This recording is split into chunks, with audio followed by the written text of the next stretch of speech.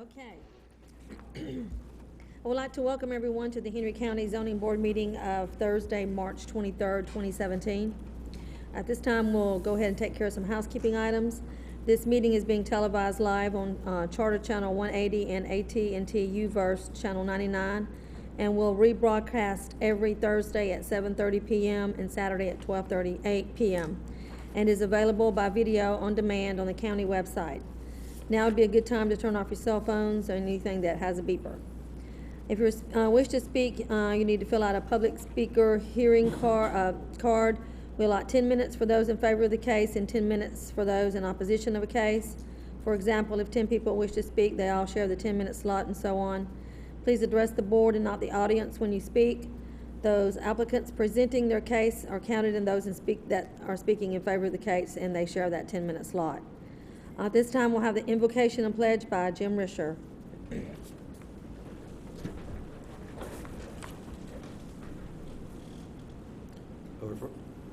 Our Father in heaven, please give us guidance and wisdom to support the officials and citizens of this great county and its cities, for it to be developed in a manner which is respectful to its natural and human resources and economic prosperity. Amen. I pledge allegiance to the flag of the United States of America and to the republic for which it stands, one nation, under God, indivisible, with liberty and justice for all. Okay, you may be seated. This meeting is now called to order. Do I have a motion to approve the agenda? Madam Chair, I make a motion to approve the agenda. I have a motion by Mr. Nelson. Do I have a second? Second. I have a second by Mr. Bailey. Any discussion? All those in favor indicating by raising your hand. Motion carried. Okay, do I have a motion to approve the minutes? Oh, we have no minutes, that's right, excuse me. All right. Oh, so we don't have minutes from the last meeting? There will be both the minutes for the March At the next 9th meeting. and this meeting will be at the May 11th In May, meeting. okay, so we don't have any minutes. All righty, staff comments. Thank you, Madam Chair. There are a couple of things I need to address tonight. First and foremost, I wanted to ask that you join me in saying welcome to two new planners that we have. To my right, far right is Zane Grinnell, and then to his left is Justin Kilgore. Okay, If you I would didn't join hear- me and welcome them aboard to our planning and zoning team. Okay, what was the first name? For some reason, I can't hear you. Zane Grinnell. Zane. If you'll raise your hand, Zane. Welcome, Okay. Zane. And then to Zane's left is Justin Kilgore.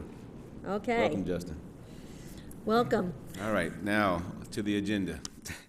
Two items were postponed by, or tabled by the applicant, and those items are rezoning case number RZ-1703, Debbie Elliott and Holly Rediker of Suwanee, Georgia, requesting a rezoning from RA to C1. That item has been tabled by the applicant, along with COMP AM 1701. The comp plan amendment request has also been tabled, and both of those items will be heard at the May 11th Zoning Advisory Board meeting. You're welcome. All right, at this time, we're going to move to the agenda items. If staff will call the first case, please. Case number ULDC-AM-17-02, Mobility LLC of Atlanta, Georgia, requesting amendment to the Unified Land Development Code, Chapter 7, Section 70500, wireless communication facilities in accordance with Section 12.02.11 and 12.03.00 of the Henry County Unified Land Development Code to add provisions for small cell technology within the public right-of-way. This case is applicable countywide and will be presented by Mr. Stacy Jordan Rootstill. Good evening, Madam Chair, Good evening. board members. The request before you tonight is actually a request by an applicant, which is a little different from our ULDC requests typically, which typically come from staff. The applicant has stated that our Unified Land Development Code does not provide for small cell wireless technology in the public right-of-way, and so the applicant has requested an ordinance change to allow this, to provide for this in our ULDC. And this is section 7.05.00, which is the section for wireless communications facilities. And attached to your staff report is the text amendment as provided by the applicant in track change format. And so staff has evaluated the applicant's request, and we do recommend approval of these changes in the track change format. But additionally, on the second page of your staff report, we have additional provisions that we would like to recommend, and that is a brand new subsection F as in Frank in section 7.05.03, and at this time I would like to direct your attention to the handouts that were provided to you just before the meeting, and these are additional recommendations that staff has for you tonight. And so this handout takes the place of the staff recommendations that are on page 2 of your staff report, and I would be pleased to answer any questions. Okay, do any board members have any questions for staff at this time?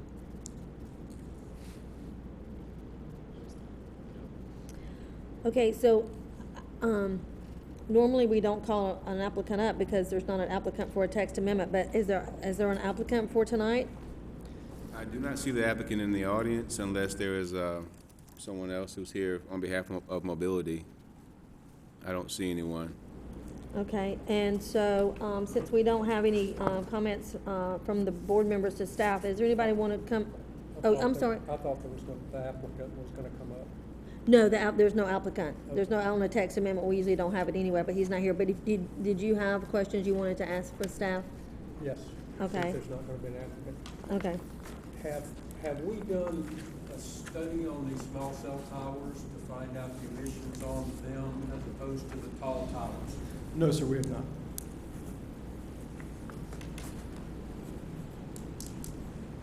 Do we know if we go to just an administrative type of application to where if the paperwork's filled out and it meets the criteria by HDOT, then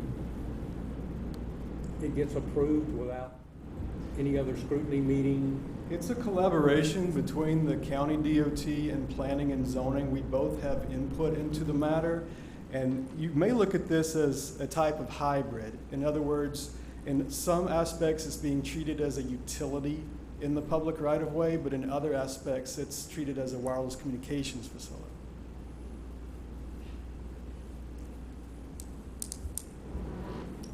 Mr. Risher has a question. Okay, Mr. Wilson, I didn't know if you were going to. Could you tell us how the removal bond is determined? The removal bond is determined based on the It's my understanding that section 12.02.13 requires a removal bond for a typical wireless communication facility. And so we wanted to include that DNA into our recommendation. In other words, as a hybrid, in a certain aspect, it is treated as a public utility such as cable or a gas line or something very similar. But in other respects, we wanted to be sure that regulations for wireless communications facilities were included as well. And so the removal bond was an integral part of what we wanted to include. And so it's the exact same requirement as we have for a wireless communications facility or a cell tower on private property. And you'll also note in here, and I believe it's recommendation number 2, that if required by a government agency, at their sole expense, they will abandon or relocate their facilities. But what happens if they don't? And that's where the removal bond comes in. Okay, thank you. Okay, Mr. Farrell. Fretwell, sorry. Now that you mentioned this about section 2, is that in conflict with the TCA? No, not that I am aware of. But if it is, we would have to comply with TCA. And Madam Chair, I believe our applicant has arrived. Okay, I have a question for staff. So this is underground utility? Is this an underground utility? I know that the facilities may reach a height of 70 feet, so not all of the facilities will be underground. As far as how they will be connected, I suppose it would be possible that there would be some underground connections, but I don't know, and that may be a better question for our applicant. Okay, and because it just alludes to the Georgia 811 about marking underground utilities, and so Yes. that's why I was asking that, because that's for anything that's underground. Right, that's exactly right. And so our recommended condition, or excuse me, subsection F number 3 would require the permittee to be a member of Georgia 811, which means that they would respond to a call to mark their underground utilities, in the case that there were any. Okay. Any other questions to staff from board members?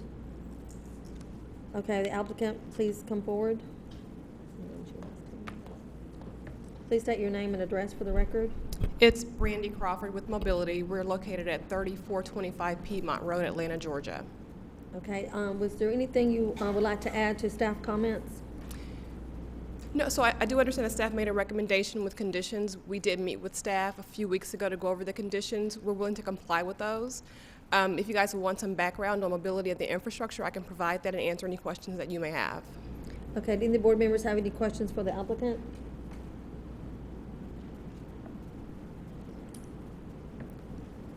Okay, they don't have anything, so I guess you can be seated. Okay, thank you. Does anyone else want to speak in favor of this text amendment? Okay, is there anyone who would like to speak in opposition of the text amendment? Okay, and if there's no more questions, we'll go ahead and call the case. Case number ULDC-AM-17-02, Mobility LLC of Atlanta, Georgia, requesting amendment to the Unified Land Development Code, Chapter 7, Section 705.00, wireless communications facilities in accordance with Sections 12.02.11 and 12.03.00 of the Henry County Unified Land Development Code to add provisions for small cell technology within the public right-of-way. This ordinance amendment, it will be applicable countywide and was presented by Mr. Stacy Jordan Rudisill, Chief Planner. Do you have a motion for this case? Mr. Peterson? Based on staff recommendation, make a motion to approve this text amendment along with the associated modifications. Okay, we have a motion by Mr. Peterson for approval of this text amendment. Do I have a second?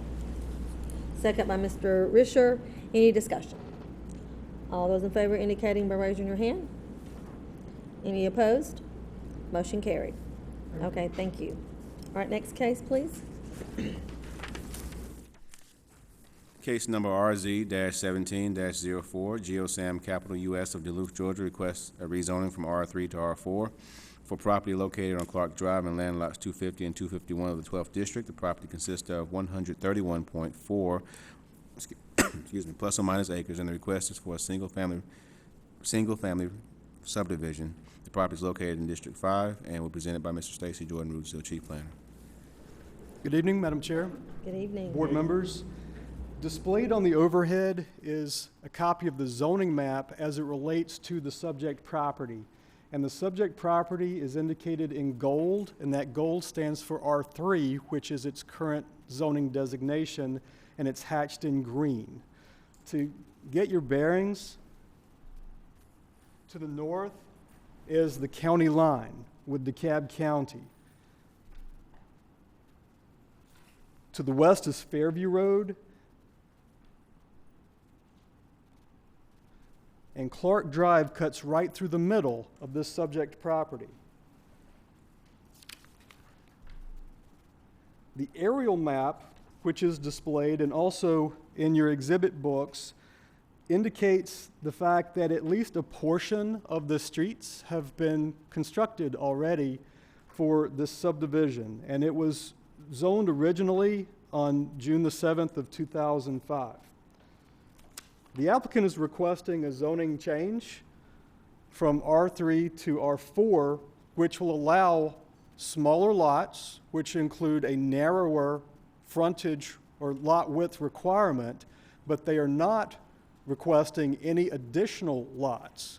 And so they're proposing more open space than the previous configuration would have allowed.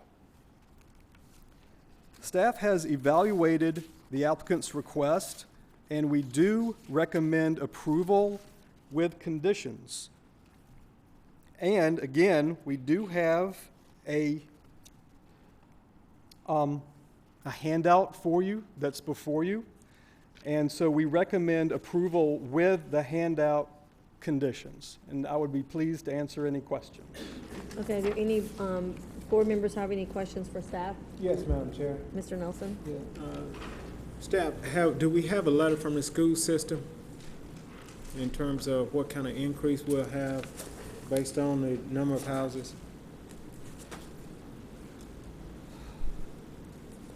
We do require a statement from the school board, and it is not a letter that I'm aware of. It's a form. Okay.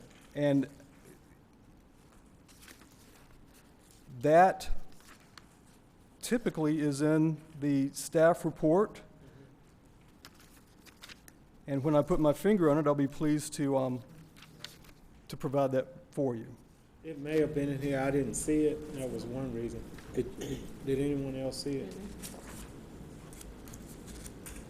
I think it's important to note that this subject property was approved for its previous zoning request, and the applicant's current zoning request is proposing no additional lots, and so there shouldn't be any additional impact on the schools other than what was already approved. Okay.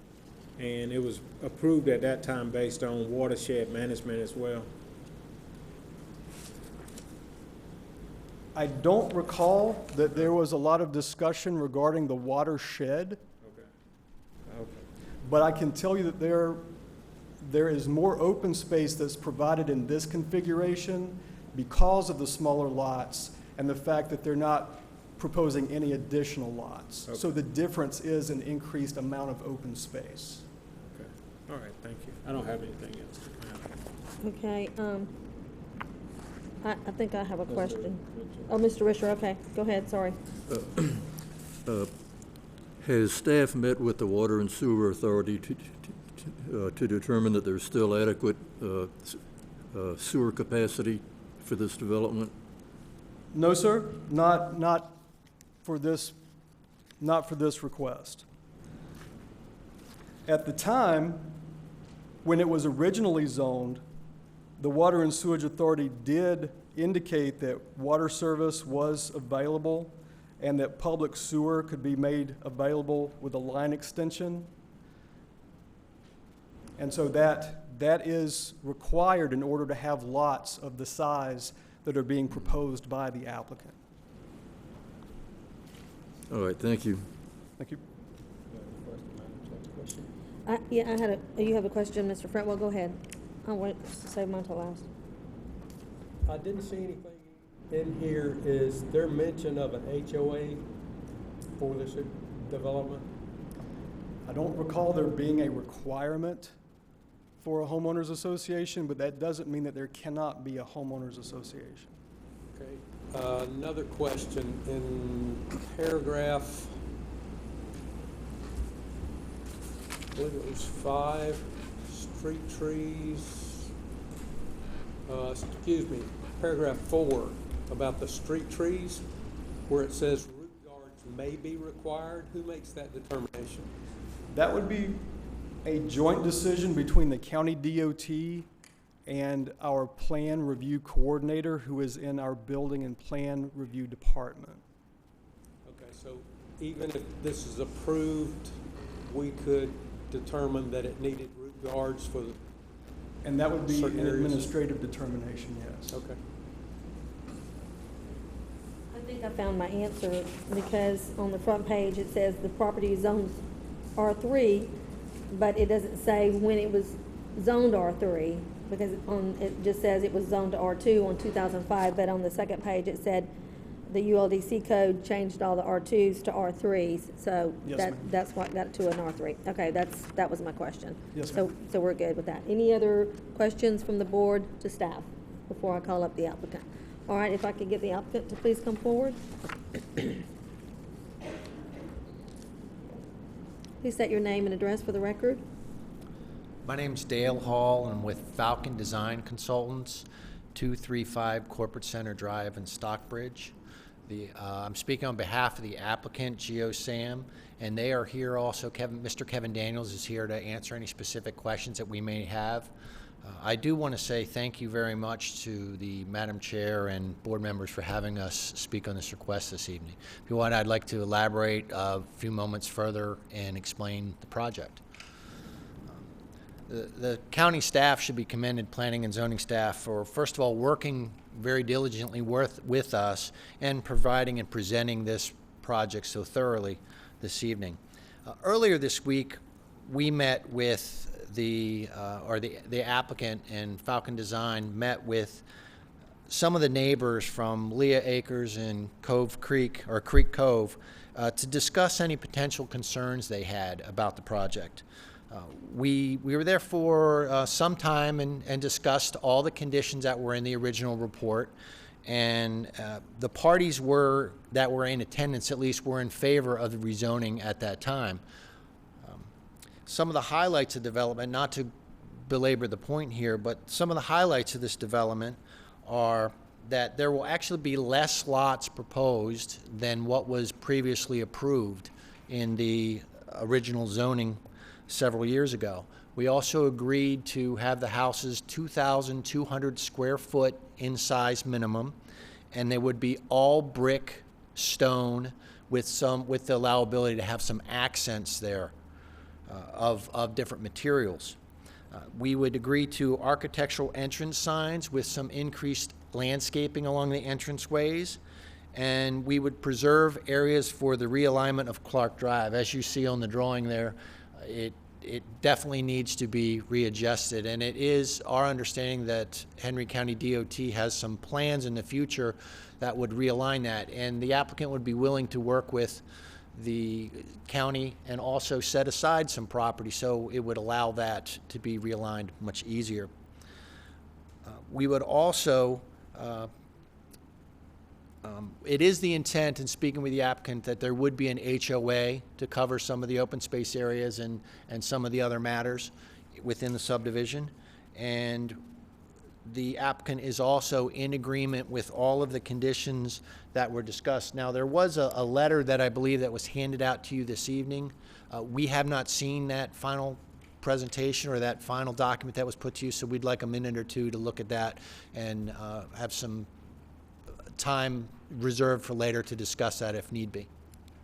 I'd be happy to answer any questions you may have. I guess I'm confused about what he's talking about, what letter. The recommendation. You have not seen those recommendations? We have a report that had recommendations in it, but there was discussion just a moment ago that something was delivered tonight, handed to you. And again, I'm not sure exactly what that was and would just like to reserve a moment or two to see what that is, if it's different than our report or not. Pardon me? You're familiar with them. They were per the discussions that yourself and I had after you met with the homeowners and all of that. So we just Okay. drafted them. All right, yeah. Put them in written format. But Like we'll- I said, that's why I wanted to commend staff with working with us to come up with some revisions to recommendations along the process. We are familiar with them. I just haven't seen the final written, Can I version get of staff them. to put those But up? I'm sorry. I- Yeah, we can we- fully trust staff in that they would, again, make revisions according to the discussions that we had. Can you stop the clock here for a second? While they're looking for that, I'm gonna ask a question. Okay, yeah, we have any questions, from the board members for the applicant? We would just want to put that up so that, those in attendance can see, also. Especially if it's different from what was published. Okay. Yes, Madam Chair. Can we post that so that the audience can see? You might want to do it just, one page at a time and then maybe take it down, because we don't think we can see that. There we go. Okay. I don't know if anybody can see It's my it. understanding there were some clarifications and some typos in verbiage that we wanted, very minor adjustments to what was in here. And again, I trust that staff is very diligent in putting those forward to you. Okay.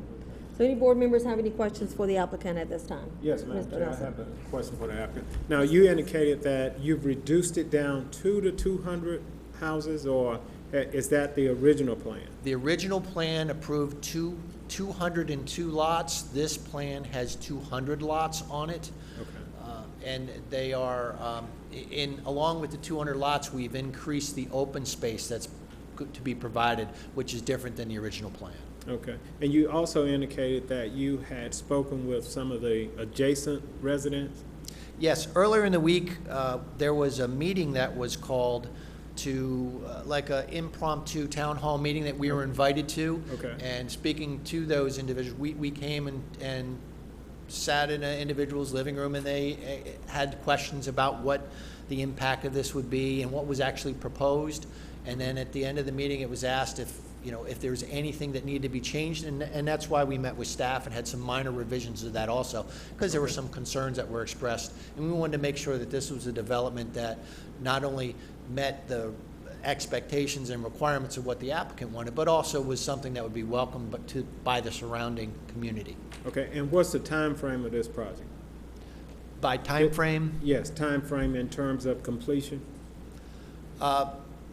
What the applicant has, the applicant is a developer. It would all depend on, of course, how this would proceed and go through the Board of Commissioners and what would be the outcome of the hearing of this. And then at that time, then the applicant would be able, as a developer, would be able to start to market this to builders. And that, again, would be dependent on how the market maintains. Hopefully it will continue on the upswing like we've had. And then as builders take down the lots, then they would build that. So I don't have a direct answer, but it would be as quickly and smoothly as possible. Okay, and I guess that's the next question now. So, based on what you're saying, you do not have builders in place to actually move forward? Right, it's a little premature to get builders on place because we don't know what product we're actually marketing to them yet. Based upon the outcome of the hearings that we have, then we'll be able to move forward with an actual product that will fit with this development. Okay. And one last question, and those would be builders that you have utilized before?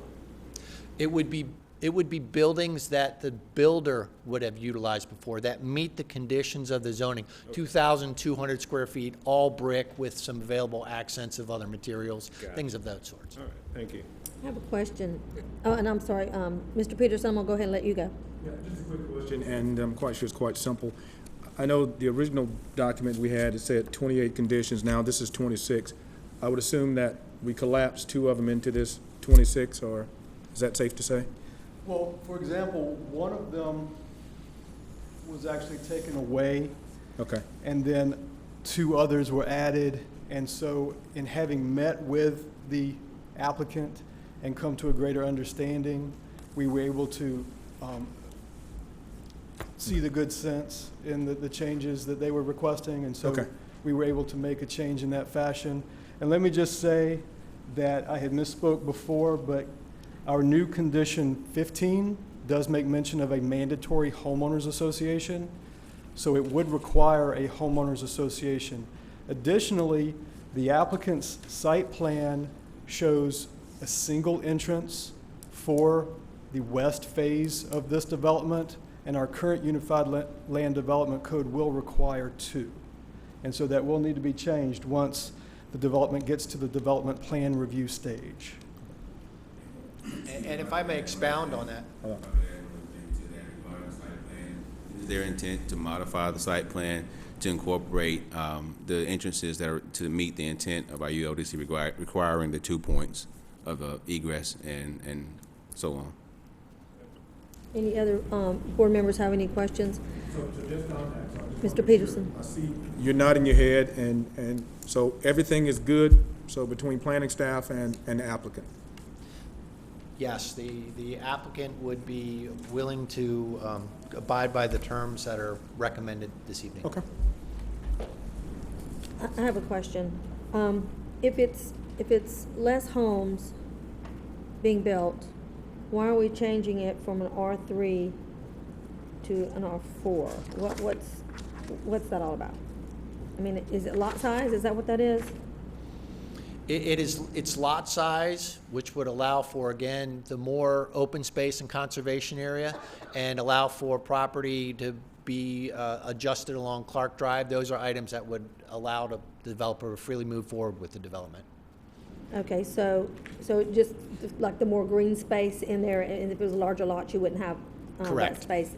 So, but it's less homes, okay.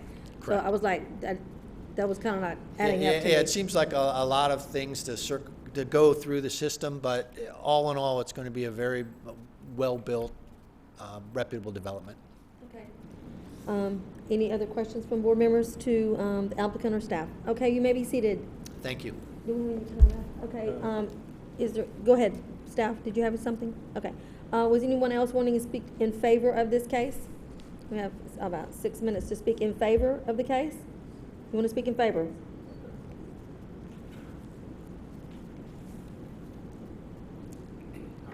I'm representing the Lee Acres I can't hear you. Please state your name and address for the record. Terry Richardson. Terry Richardson. Okay. And I'm just representing the Lee Acres subdivision that he made mention, and we met with them, and we remember the other project that was going on, and so we like the upgrades. We like the opportunity that for I think the west side, that there was another entrance that would take the traffic over to Bond Road or Bond Drive. So we were excited about that, and the all brick and the 22. So the things that they shared, the green space, all those things, we found that fine. And we noticed up in there that we talked about having, instead of a 20-foot, what do you call it, buffer, is 40. And that's one of the suggestions we made during that. And I'm not sure about what this last discussion, but we did talk about there was a second entrance or exit to the east side of that. And so I'm not sure if that was in reference that there would be 2 entrances to it or not, but that was one of the other things that we thought would be good if there was another exit on the east side of it that runs into Clark Road. But I put words in your mouth. I don't know if you were talking about buffer or not. Was that what you were talking about? And I yes, apologize. yes, Okay, that is okay. correct. All right. I just want to make sure. I don't want to put words in your mouth. Okay. I apologize for interrupting. That's not a problem. But we voted after, and we were all consensus that this is a project that we agreed should go forth, and we raised the concerns with the 40-foot buffer, and the other thing would be if on the east side of that property, that east side development, if that second exit could be developed if possible. We didn't know if it was possible, but that would be something that we think would help the flow of traffic onto Clark Road. That's all I Okay. have. Thank you. Okay. Anyone else want to speak in favor of the case?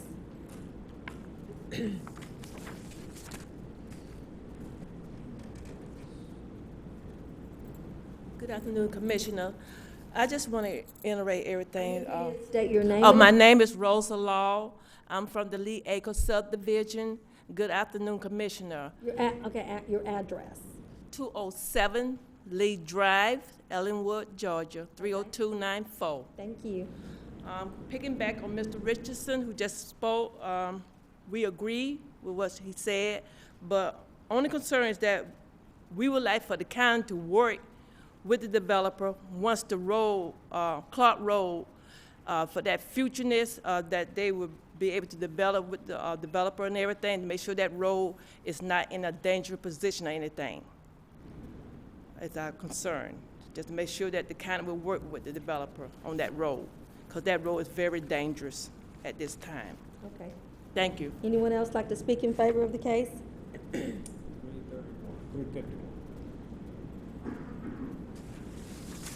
Okay, I don't see anyone else coming up. At this time, we're going to allot 10 minutes for those who want to speak in opposition of the case. We're going to allow 10 minutes for those who speak in opposition of the case. If you want to speak in opposition, please come forward, state your name and address for the record.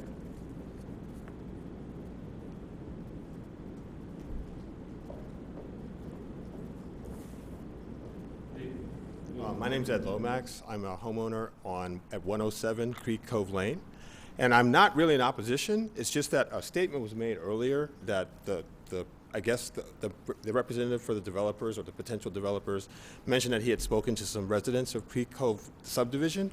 I'm a resident of that subdivision. I was not notified of this meeting that was spoken of. I think I speak for some of my colleagues who made neighbors in the subdivision, and none of us were contacted related to this. So I just want to state that for the record. I don't know enough about the project to be against it, and I don't know enough about the project to be for it either. So it would be nice if we could meet with this person or these people and get a better understanding of what's going on here. So that's pretty much all I had to say. Okay, thank you. Anyone else want to speak in opposition of the case? Please come up forward and state your name and address for the record. Hello, my name is Maria Fontanelle, and I live on Creek Cove Lane, 111 Creek Cove Lane. That property borders right at the back of my property.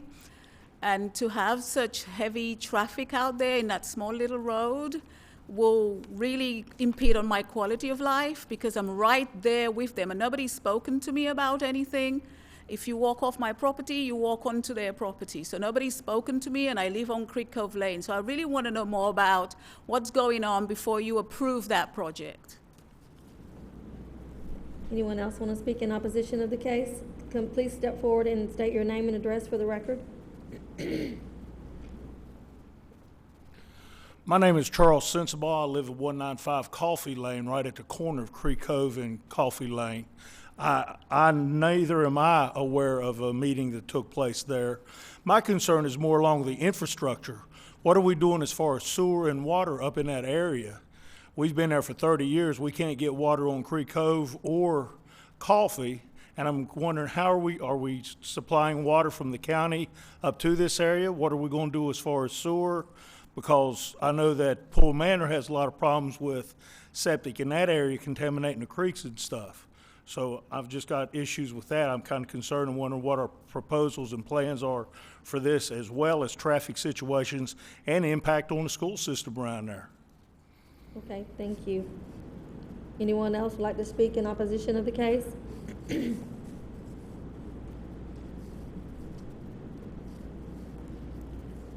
Okay, I don't see anyone coming up. Board members have any other questions for the applicant or staff? Okay, if not, we're going to go ahead and call the case. Oh, David, did you have something? Yes, ma'am. I just wanted to, I was looking at the monitor, and condition 3 states something about a 5-foot grass strip between sidewalk and back of curb. And our utility standard is either based on a 2-foot grass strip or an 8. I don't have a utility standard for a 5-foot 5-foot strip, nor would I say 5 feet is wide enough for tree placement. At least we've had trouble in subdivisions where we have 8 feet. So that's part of one of the things. We will be pushing for the root hall, root guard, and probably also have input in on the type of tree. So I just wanted to make the point that the 5-foot strip doesn't marry up with our utility placement standards that we have.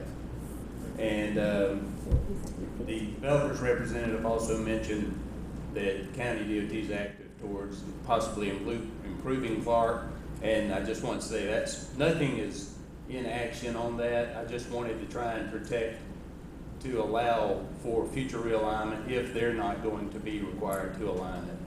So it's just kind of a protection clause in there for being able to use some of their space, particularly on the west side of Clark, for trying to improve the alignment where we can on Clark Drive.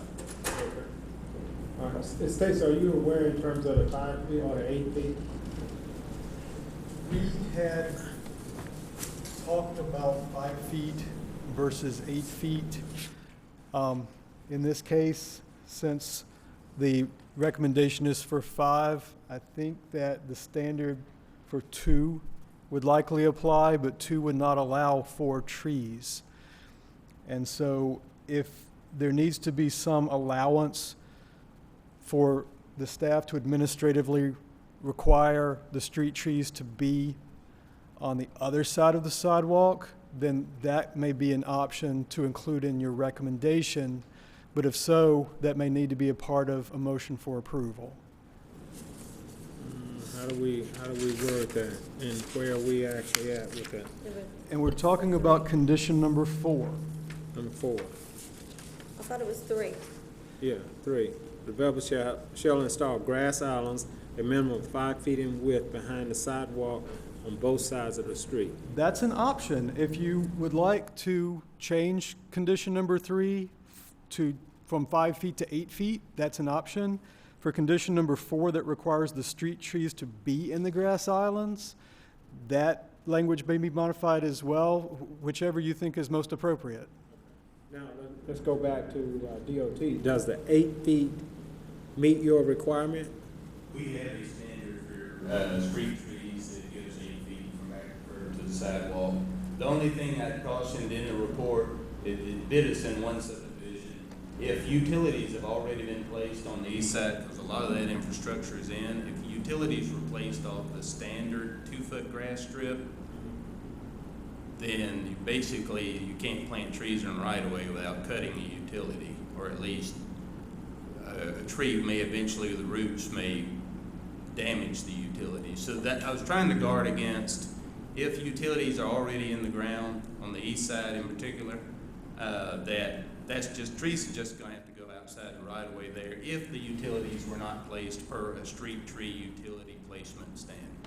And so, Madam Chair, it may be a solution for condition number 4 to strike the phrase within the grass islands and just require the street trees to be planted and maintained, et cetera. Okay. So at this point, I'd like to question the applicant to ensure that he's on line with the new changes. Okay, I'd like to ask the applicant to please come forward.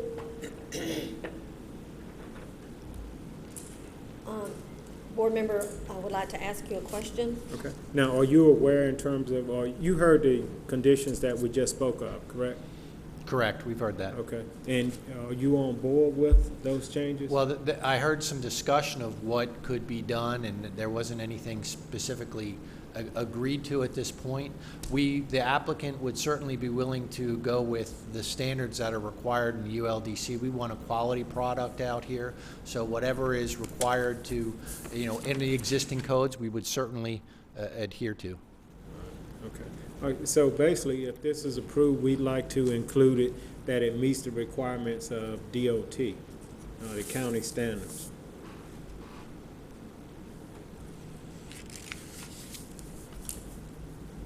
Okay. Gotcha. All right. Any other questions for the applicant from board members? If not, okay, Mr. Peterson.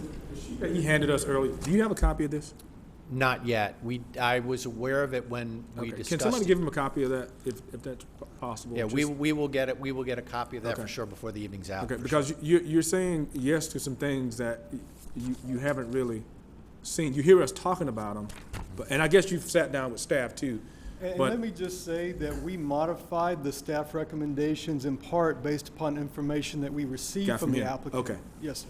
Okay. That was also an outcome of the meeting that we had with some of the residents, so. But the new information that he just talked about on number 3, did that come up and?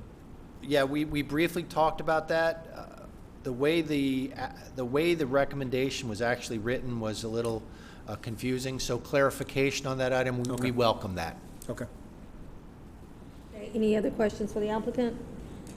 Hearing none, we're going to go ahead and call the case. You may be seated. Case number RZ-17-04 GeoSam Capital US, excuse me, US of Duluth, Georgia, request a rezoning from R3 to R4 for property located on Clark Drive in land lots 250 and 251 of the 12th district. The property consists of 131.4 plus or minus acres, and the request is for a single-family subdivision. The property is located in Commission District 5 and was presented by Mr. Stacy Jordan Rudisill. All right, do you have a motion for this case? Yes, Madam Chair, I'd like to make a motion to approve the rezoning based on staff recommendation with the change to item number 3 from the 5 feet to 8 feet. Okay, do I have a second? I have a motion by Mr. Nelson. I do have a second. I second. Okay, I have a second by Mr. Nunley. Any discussion? My question is, did you want to strike within the grass islands, or did you want to leave that in? Let's follow it based on staff recommendation and let them Okay. hash that out. Okay. All right, I have a motion and a second. Any other discussion? All right, all those in favor indicating by raising your hand. All right, the motion carried. All right, thank you. Call the next case, please. Case number COMP-AM-17-03. Buddy Kelly Properties of McDonough, Georgia, request a comprehensive plan amendment for property located on the southeast corner of East Lake Parkway and Springdale Drive in land lot 25 of the 11th District. The property consists of 4.2 plus or minus acres, and the request is to amend the future land use map designation from low-density residential to commercial. This property is located in Commission District 4 and will be presented by Mr. Stacy Jordan Rudisill, Chief Planner. Good evening, Madam Chair, Good evening. board members. The request before you tonight is at the corner of East Lake Parkway and Springdale Drive. And this is a 4.2 acre subject property on the southeast corner of this intersection with the traffic signal. The request before you tonight is to change our future land use map from a low-density residential designation to commercial. And staff has evaluated the applicant's request. We've noted that it does fall within an activity center, which has a particular typology, which calls for approximately 50% of the future development in this activity center to be commercial. And we've also noted that according to the adopted comprehensive plan, as of 2009, there was no commercial within this activity center. And so based upon the typology that was provided in our policy guide, we do recommend approval of the applicant's request. On Tuesday night this week at the Board of Commissioner meeting, the Activity Centers, Chapter 9, was dissolved. So the activity centers are no more, but they were replaced with our new Highway Corridor Overlay District. So that's, for the record, the activity center is no longer part of our future land use map or our ULDC. And to piggyback on what the director has said, the display on your overhead shows the subject property hatched in green. And you'll notice that a portion of the subject property is already showing as commercial on the future land use map, which is what remains after the activity center has been removed. The frontage of the subject property along East Lake Road is showing as low-density residential. And so it has a split designation, which doesn't seem very practical, and so staff has no objection to a change of the designation of that portion of the subject property from low-density residential to commercial. Does any board members have any questions for staff? Will you complete? I'm sorry, Stacy. Yes, sir. Okay. Does any board members have any questions for staff? So changing this to an overlay district, they don't have to meet the requirements of the activity center, so to speak. What enhancements will this overlay district, what's the difference in the changes that we need to be aware of? Yes, the overlay district is a change in the county zoning code. It's a change in the law, not just the policy guide, so it actually has teeth, and it provides uniformity on our major arterials that are included within the overlay. And so it talks about streetscaping and sidewalks and trees and facades, and it raises the bar for development in these corridors which serve as our gateway to Henry County. And these are development standards, so they're simply required and do not have to be included as specific zoning conditions as these requests come before the board in a piecemeal fashion. Thank you. That's all I have. Okay. Does anyone else have any questions? So the overlay does not, if I'm hearing correct, the overlay does not have anything to do with this particular item? No, my mention of the overlay was to make sure that for the record, we knew that the activity centers that were being discussed are no longer valid as far as what the requirements were, and those requirements being applicable from Tuesday night forward. Okay. Does anyone else have questions for staff? If not, we'd like to allot 10 minutes we'd like the applicant to come forward, please. Please state your name and address for the record. Good evening, members. My name is Andy Welch. I'm representing the applicants in this Buddy Kelly properties and the request that's before you. The staff has done as usual, done a very good job of explaining the request to you. It is just a request to rezone that subject property.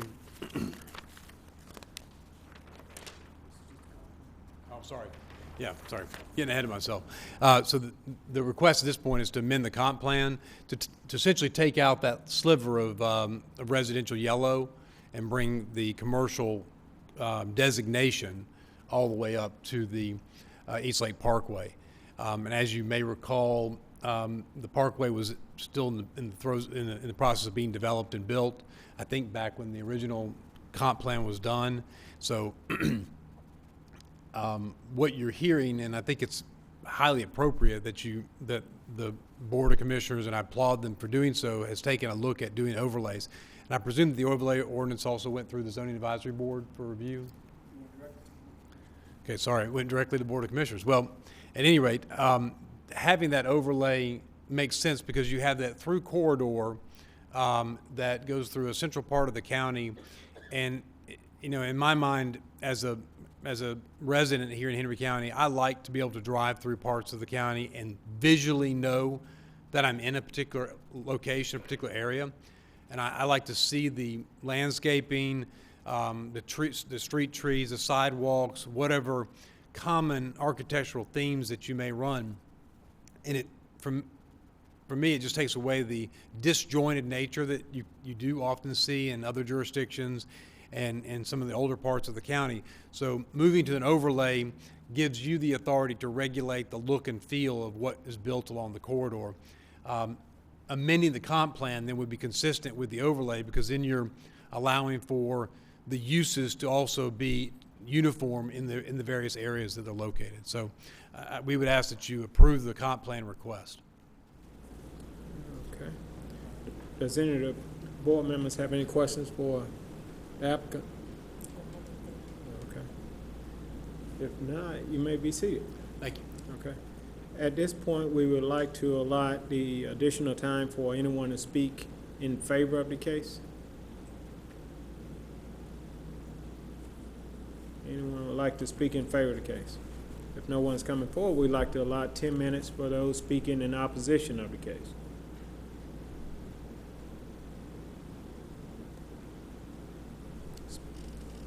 Please state your name and address for the record. Good afternoon. My name is Wade Zond. I live at 325 Springdale Road, and I'm concerned about what would be developed there now. What is there now is we have a drag strip through here, so I'm concerned about if there would be additional noise or what type of development this commercial would be. I have a neighbor that's with me now that lives directly across from it. And we're kind of concerned, he is too, is if it's a 24-hour gas station or if it's a food court or something like this, what kind of traffic is done there. There are 2 empty houses that sit in front of me, that are next to me, that are piling up with garbage and vagrants moving in and living, fires being burned at night. So the concern is what it would be zoned as. I understand that most of it will be coming up as commercial that I see in the red, which I understand that, but the concern is just what type of development it would be. Thank you. Anyone else would like to speak in opposition of the case?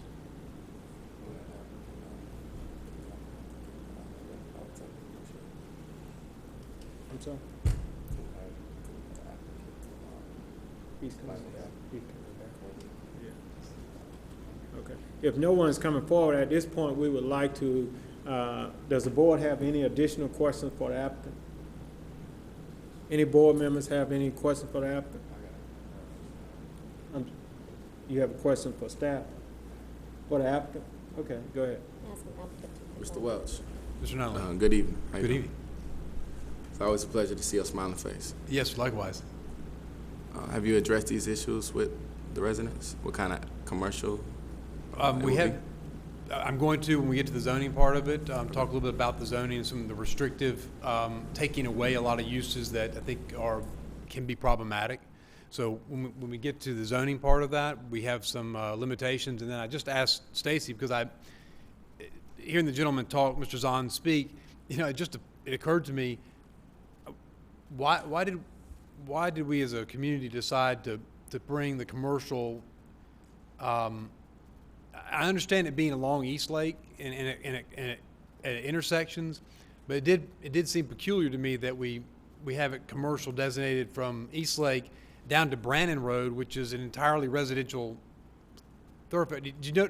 I just noticed that as I was sitting there, Mr. Zahn was talking. I said, that's only going to create more pressure. And this is against my own interest in terms of clients. Clients would love to see this, rezoned to commercial. I'm just going to point it out to you that maybe this is something that we might want to look at again in terms of another amendment to the comp plan as to whether or not that should be commercial all the way through that stretch that Mr. Zahn was talking about, that people go through Springdale on. So anyway, sorry. Yeah. All right, again, does anyone else have any additional questions for the applicant? I'm sorry, do you have a question for the applicant? Okay, Mr. Welch, will you come back forward, please? So do you know what kind of commercial it would be?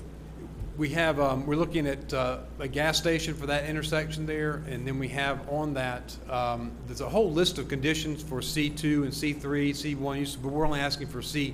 C3 is the highest commercial use the county offers. C2 is in between, and C1 is the lowest. And in the C2, there are a number of uses that generally the public, they don't like to see, and you may not want them at that particular intersection. So we've gone and worked with staff and talked to them about eliminating some of those uses, and I'll go over those at the zoning.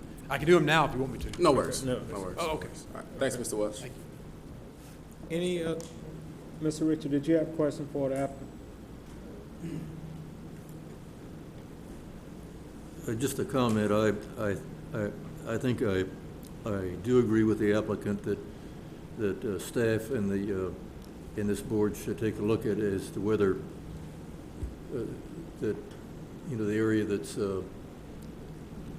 from Creek Drive, down Springdale Road, if that's an excessive amount of commercial and an encroachment in a residential area. Okay. All right. Any questions from the board for staff?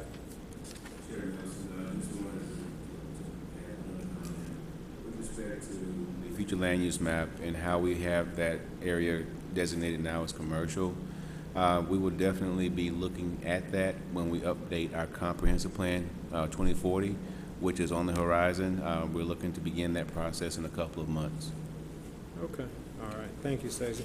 If there are no additional questions, we would like to call the case. Case number COMP-AM-17-03, Buddy Kelly Properties of McDonough, Georgia, requests a comprehensive plan amendment for property located on the southeast corner of East Lake Parkway and Springdale Drive in land lot 25 of the 11th District. The property consists of 4.2 plus or minus acres, and the request is to amend the future land use map designation from low-density residential to commercial. The property is located in Commission District 4 and was presented by Mr. Stacy Jordan Rudisill. Okay, we heard the case. Do we have a motion? Mr. Chair, I'd like to make a motion to approve staff's recommendation of approval of comp AM-1703. Okay, and we have a motion. Any discussions? No discussion? All in favor? I'm sorry, do we have a second? Second. We have a second by Mr. Richard. All in favor? Motion carries. Okay. Call the next case, please.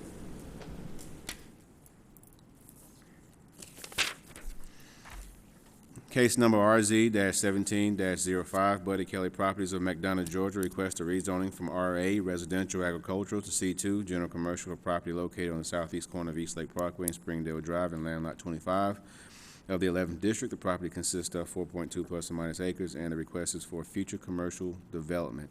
This property is located in Commission District 4 and will be presented by Mr. Stacy Jordan Rudisill.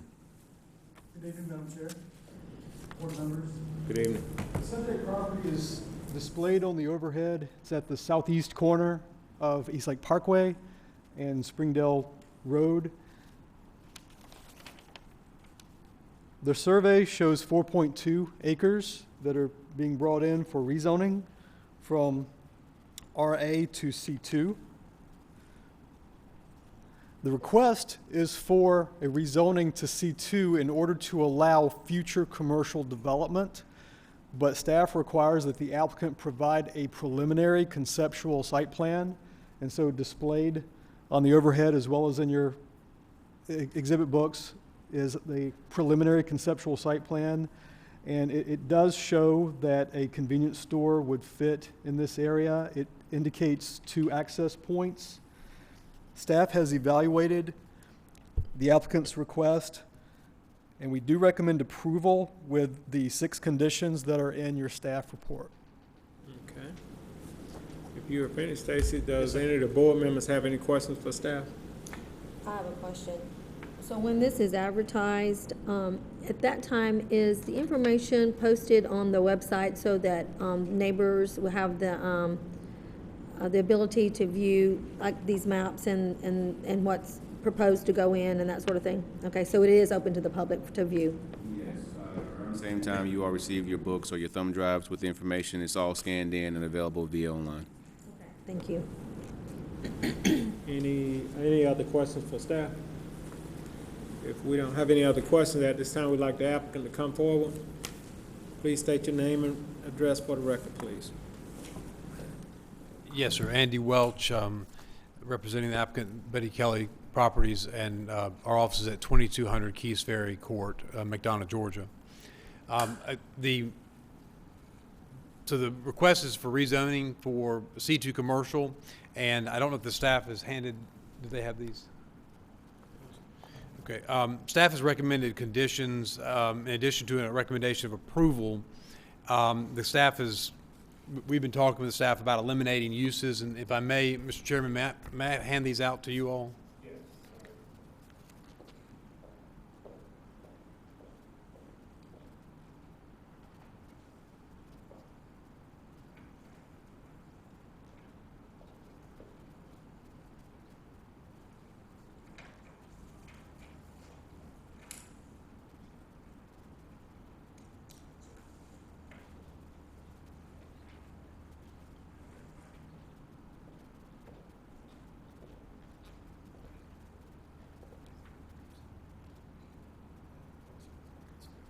So You have before you, and there's some members of the public that are here on this item, so I made sure I gave a couple out to them as well, because it's hard to read. And I'm going to put them up, but I'm going to walk away from the mic, so it'll be hard to hear me.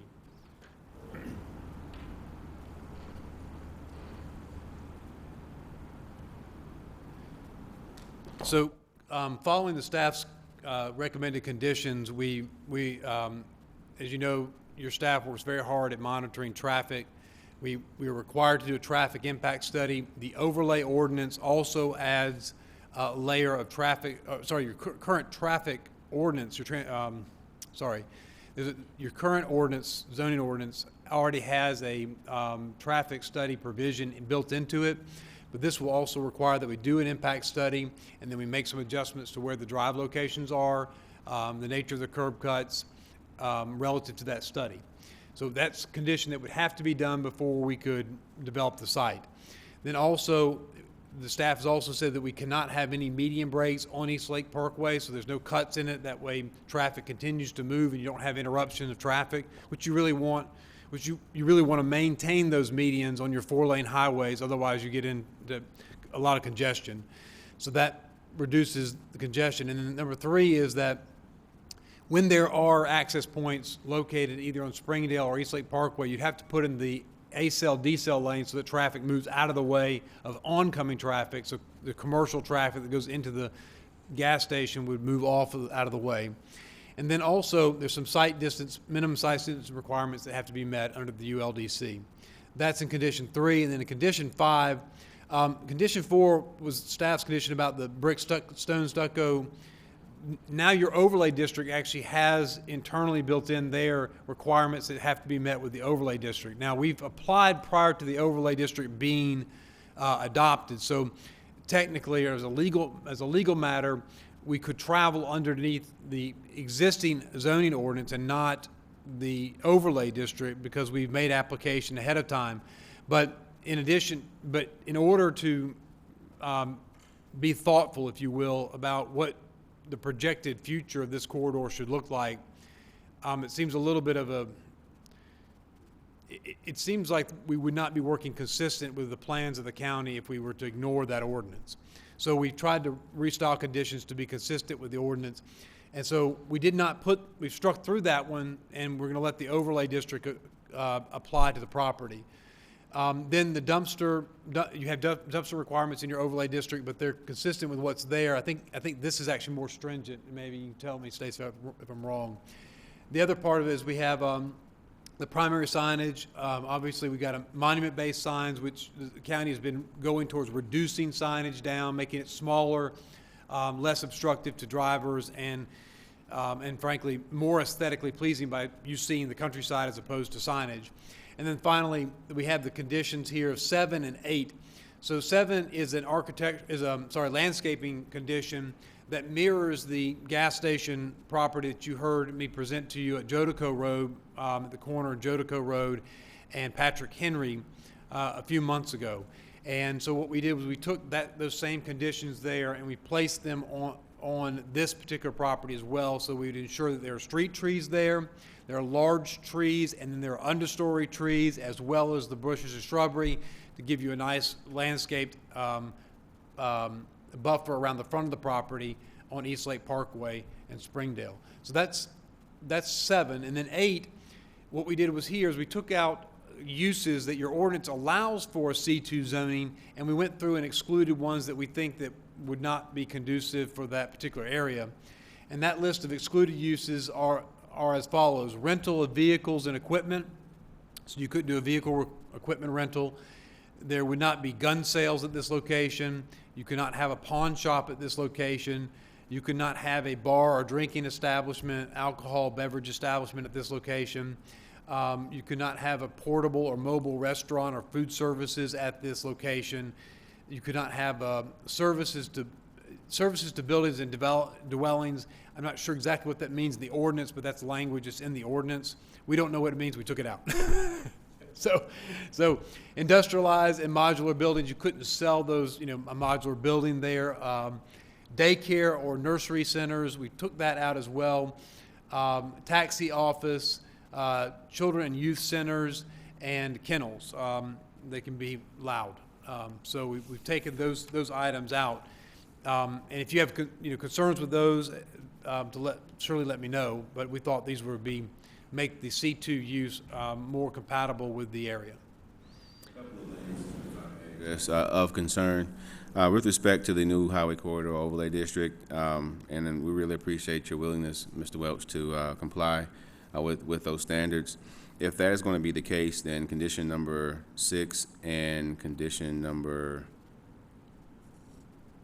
7 would be taken care of with respect to the overlay district standards with plantings, landscaping, and then also with the signage. We'll go with whichever is more stringent. So, and that I wasn't 100% certain about which was more stringent, given especially given the landscaping. So, if the board doesn't think that those conditions are necessary, or if you want to approve it with those conditions, and we work with staff to make sure that the conditions, that whichever one we go with is the more stringent ones, that's fine. Because we want to make sure that the property is complying with that overlay ordinance. Otherwise, you're going to have one of your first properties kind of stick out and not comply. And I don't think that's what anybody's intending. So, Does any other, at this time, does any of the board members have any questions for the applicant? Okay. Mr. Welch, the other property that we approved on Jodico, we had a concern with overnight parking with tractor trailers, and so I would like, unless the overlay district has that in their, because I haven't seen the stipulations, but I would like to add another stipulation. There would be no overnight tractor trailer parking. If Mr. Welch is agreeable to that, that's within your discretion. But overnight parking of trailers will be governed by the underlying zoning district that allows it, but it's not a specific prohibited use listed in the overlay. The underlying zoning district will govern that. So if it does not meet the zoning requirement for overnight parking, then that use is prohibited per our ULDC. I didn't understand a thing that you said. I heard you talking, but I didn't understand what you said. I apologize. I think my mic was a little bit low. With respect to overnight parking, it is not one of the listed prohibited uses in the new overlay district. However, the underlying zoning district would apply with respect to whether or not that use is permitted in the ULDC. So if the zoning by itself does not permit overnight parking, then that use is not permitted anyway. Okay, so you're saying C2, it's not permitted in C2? Correct. But if you and if Mr. Welch is agreeable to listing that as one of these items that are excluded on these amended conditions, then that is something that the ZAB can motion. Okay. At your discretion. Okay. We don't have my client doesn't have an objection to putting that down as an excluded use. Okay. Thank you. Any other questions? Okay. Okay. Mr. Welch, I noticed on the proposed building that it shows possible proposed car wash. Yes, sir. It's not as much anymore now. We've got really fancy car washes that it's the entirety of the property is used for car washes now. But growing up, we used to have sometimes a filling station would have a car wash that you could go in. If you bought a certain amount of gas, you could get a free car wash, and so we included that on the site so you would see it there. Is there anything you could tell me about the discharge of that? I mean, most of the new car washes are self-catch, recycle, reuse the water, and that type of thing. Yes, sir. That's very true, and we would have to. And Henry County has a ordinance that regulates a car wash collection in order to save and recycle the water. It is a water conservation measure. So if a car wash is installed, it would have to comply with those water conservation measures and recycle the water and reuse it. And it's actually beneficial to the car wash owner by saving them the amount of water they'd have to pay for in fees. Okay, thank you. And I also just like to point out, because I was glad you brought me to the plan, you'll notice that the plan, because of the residential zoning of property on Wolf Creek there, that road, we have to have a 40-foot undisturbed buffer, so that the woods that are there would have to remain in place. We could not disturb that, and it's a 40-foot depth. I just want to make sure that the members of the public see that and that you're also aware of that. Okay. Any additional questions for the applicant? Okay. And you may have said this already, but number 8 said the following use shall be excluded. And these types of establishments, I see there's about 10 or 12. I would assume this is not an all-inclusive list, or? No, sir, you're right. It's not all the uses, obviously, in a C2, because we do want some. But we went through and pulled out many of them, and I can read through all the other uses that will still be permitted, but I think it's like a bicycle shop, gas stations, bicycle repair, like freight and the truck and freight transportation services is not permitted. Going back to what Dante was saying, that they're not. That's not permitted. Also, what else is? There are similar things like that that are not permitted within the C2. Okay. Any additional questions for the applicant? Okay. All right. You may be seated. At this time, we'd like to allot the additional time for anyone that would like to speak in favor of the case. If no one is coming forward, at this point, we'd like to allot 10 minutes for those speaking in opposition of the case.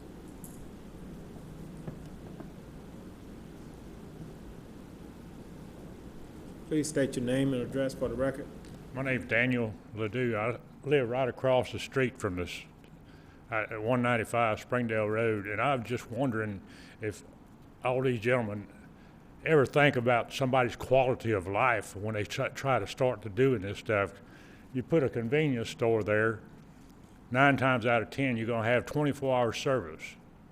My house faces Springdale Road. I wouldn't be able to sit out on my front porch and enjoy an afternoon or evening. It can't hardly do it now with East Lake Road the way it is now. It's a regular racetrack, a drag strip. Friday and Saturday night, you can't hear yourself talk on my front porch. Thank you. Thank you. Anyone else would like to speak in opposition of the case? Good evening. My name's Philip Rainwater. I live at 5040 East Lake Parkway. Well, if you looked at the map, and hopefully I could show you, I live approximately right in this area here. As you see right there, that is a bad curve coming around there, right past the gas station, our proposed gas station. That curve picks up. We've had numerous cars flipping over, wrecking. That speed limit down through there is 55 miles an hour. Why, I don't know, but we've even had a tractor trailer turnover going around that curve. Very dangerous curve, right in front of my house. I picked up car parts out of my front yard, I can't tell you how many times, and I've replaced 6 mailboxes since that road's been in use. Right on the other side of that red light, going north on East Lake Parkway, well, actually, if you're going south, but right before the red light, there's a dip in the road. So if you're taking a left off East Lake Parkway on to Springdale, you really have to watch because of that dip. You can't see a car pop up over that hill. You put a gas station there at that corner, people start slowing down to take a right into that gas station, you're going to increase, no doubt, wrecks, possible deaths, injuries, just because of that. All that really needs to be taken into consideration. Not to mention Dan living right there on that corner with a 24-hour gas station in his front door. But the possibility of increasing accidents right there is tremendous that I see, because already the accidents we have with the traffic and the speed limit, all that's got to be taken into consideration. But I don't think none of us would like to see a gas station. We really don't see the need for another gas station when you can go a half a mile either way in that direction and be at another gas station. There's really not a need there. Thank you. Thank you.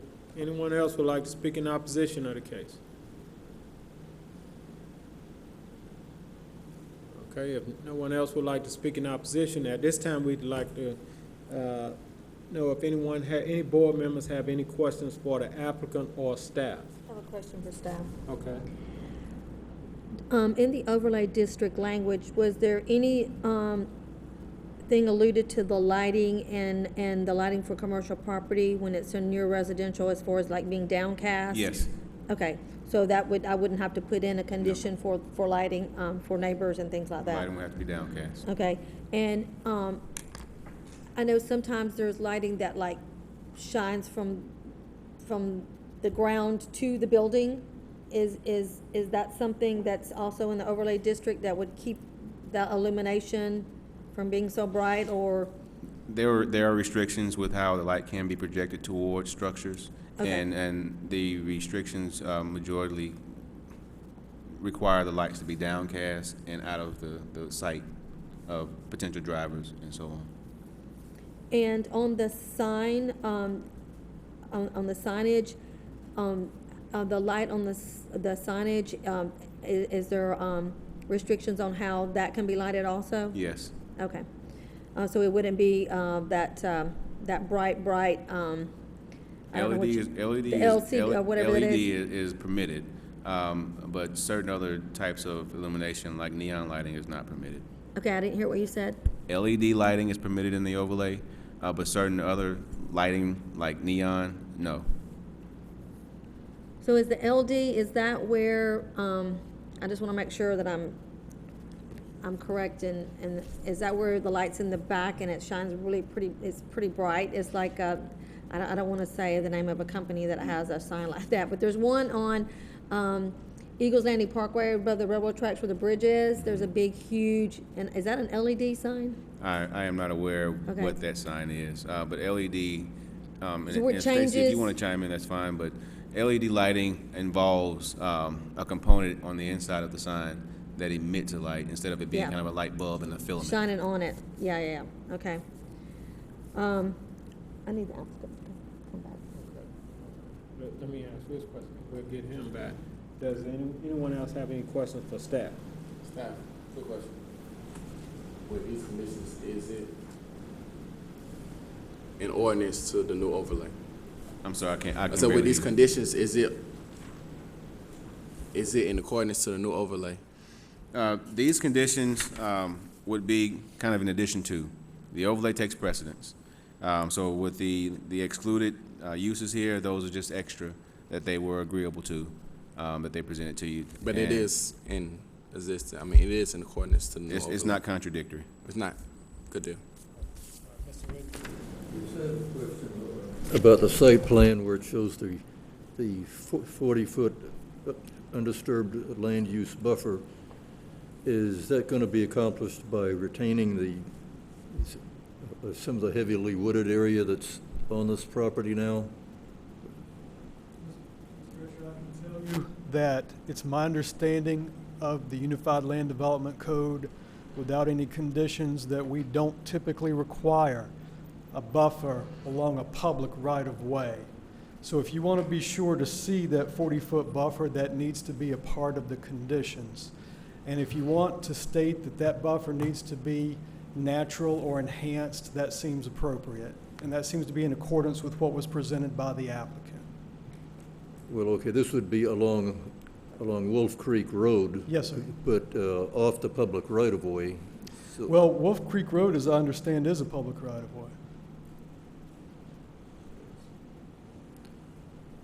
All right, but I'm looking at the property boundary, and that's where the 40-foot land use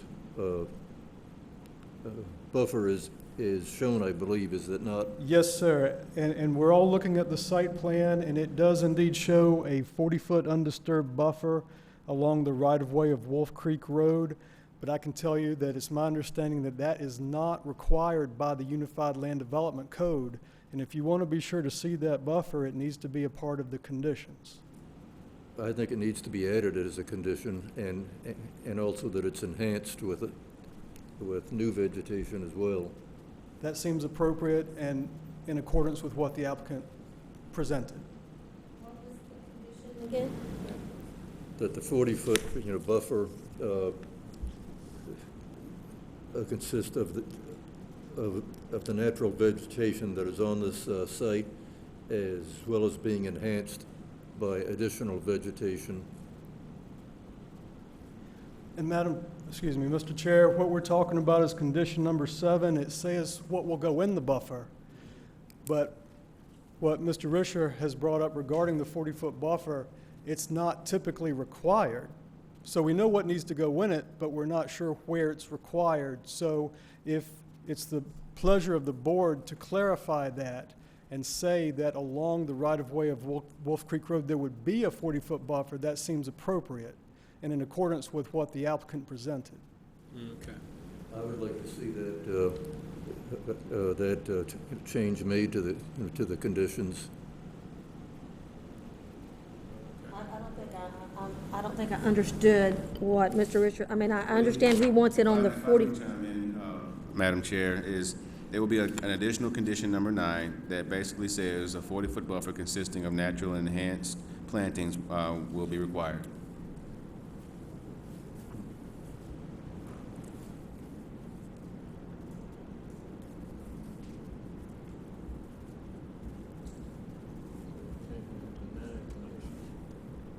And that is along the Wolf Creek Road.